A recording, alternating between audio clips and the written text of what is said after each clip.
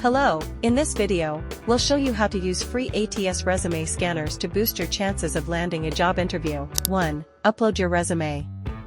Most tools support PDF and Word formats, choose the one you prefer. 2. Paste the job description.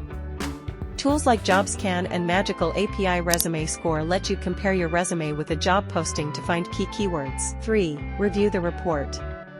Pay attention to keyword gaps, formatting issues, and readability scores. 4. Edit your resume.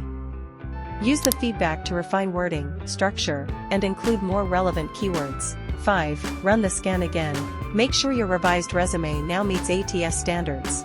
6. Avoid common mistakes. Don't use decorative fonts or images. Avoid irrelevant keywords. Customize your resume for each job. Submit only in Word or PDF formats. For more job search tips, don't forget to subscribe. See you in the next video. Transforming careers and data analysis with the power of AI.